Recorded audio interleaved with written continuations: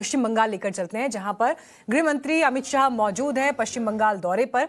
आज उन्हें बांग्लादेश सीमा पर भी पहुंचना है, लेकिन ममता बनर्जी के गढ़ में आप देख रहे हैं अमित शाह को। आपको बता दें, बीते साल ही पश्चिम बंगाल में चुनाव हुआ, जो चुनाव ममता बनर्जी की लीडरशिप में एक बार फिर टीएमसी जीती और राज्य में सरकार बनाई। तो अब उसके बाद अमित शाह पहुंचे हैं पश्चिम बंगाल। करीब एक साल का देखिए ये समय अब रहा है। हालांकि आज उनको बांग्लादेश सीमा का दौरा भी करना है कोलकाता में। इसके अलावा उनके कुछ और अन्य कार्यक्रम भी हैं, जनसभा को भी संबोधित करना है।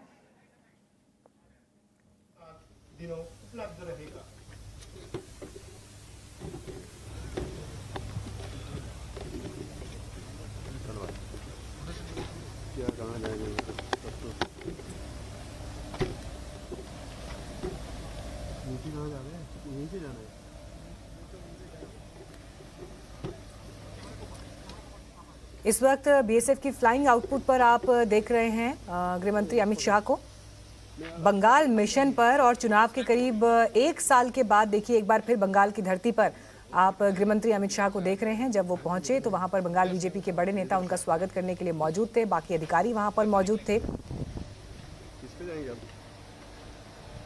हालांकि इस बीच देखिए अब स्थिति ऐसी है कि चुनाव खत्म होते होते मुकुल रॉय और बाबुल सुप्रियो जैसे बड़े नेता टीएमसी में भी चले गए, और चुनाव से पहले टीएमसी से बीजेपी में आए कई नेताओं ने भी घर वापसी कर ली। लेकिन अमित शाह अब एक साल बाद फिर पहुंचे हैं बंगाल की धरती पर।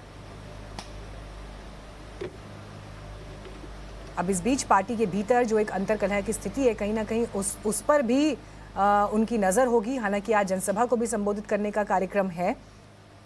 हमारे साथ और जानकारी के साथ गौरव श्रीवास्तव इस वक्त जुड़ गए हैं। गौरव, क्या आज का दिन का कार्यक्रम गृहमंत्री का रहने वाला है? बंगाल में मौजूद हैं। अब देखिए चुनाव के एक साल के बाद वापसी हुई है, इस लिहाज से भी ये दौरा अमित शाह का बहुत अहम।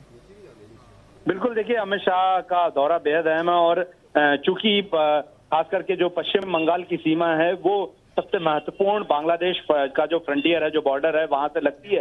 तो ऐसे में बतौर गृह मंत्री वहां पर जितनी भी सुरक्षा व्यवस्था हो, चाहे क्रॉस बॉर्डर सिचुएशन हो, उस पर नजर रखने के लिए खास करके अगर गृह मंत्री के दौरे को देखें तो उस लिहाज से बेहद अहम। और फिलहाल वो जो है वो बॉर्डर सिक्योरिटी फोर्स की जो बोट है वो सीमावर्ती इलाकों में, उसमें वो इस वक्त जो है जाहिर तौर पर घूमते हुए नजर आ रहे हैं। और इस बात के लिए जाहिर तौर पर ये रिमार्केबल है, ऐतिहासिक है कि पिछले जब से गृहमंत्री अमित शाह ने ये पद लिया है, खास करके जो बीएसएफ की चौकियां हैं वहां से, चाहे वो गौ तस्करी की घटनाएं हो बंगाल बॉर्डर से या घुसपैठ की घटनाएं, वो घटनाएं कम देखने को मिली हैं। और ऐसी स्थिति में जब केंद्र और पश्चिम बंगाल राज्य के संबंधों को लेकर लगातार चर्चा होती रहती है, उस स्थिति में गृहमंत्री अमित शाह का दौरा और खास करके बीएसएफ के साथ जो कि फ्रंटियर्स हैं, उन सभी की परिस्थितियों की समीक्षा करना बेहद महत्वपूर्ण है। और उन्हीं को देखते हुए बहुत महत्वपूर्ण बैठकें होंगी और जाहिर तौर पर बीएसएफ के अधिकारियों से इस बारे में जो पूरा ब्रीफ है वो भी लिया जाएगा। और ये इस लिहाज से इंटरनल सिक्योरिटी के लिहाज से भी जो है केंद्र सरकार पश्चिम बंगाल को बेहद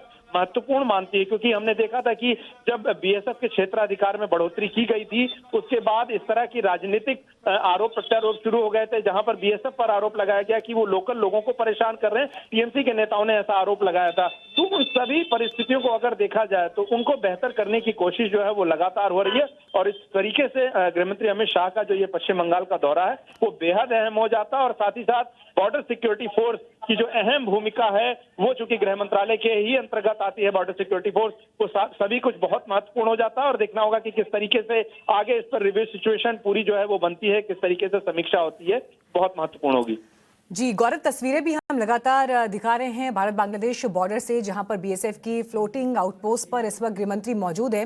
हालांकि ये जिस कार्यक्रम में वो हिस्सा ले रहे हैं ये गृहमंत्री के तौर पर बहुत अहम, लेकिन अगर बंगाल में मौजूद हैं तो उनकी मौजूदगी बीजेपी के लिए भी बहुत इंपॉर्टेंट टाइमिंग की वजह से हो जाती है। क्योंकि गौरव देखिए, अमित शाह का ये बंगाल दौरा उस समय पर हो रहा है जब बंगाल चुनाव के बाद एक साल में ही बीजेपी के 100 से ज्यादा कार्यकर्ताओं की हत्या हो चुकी है।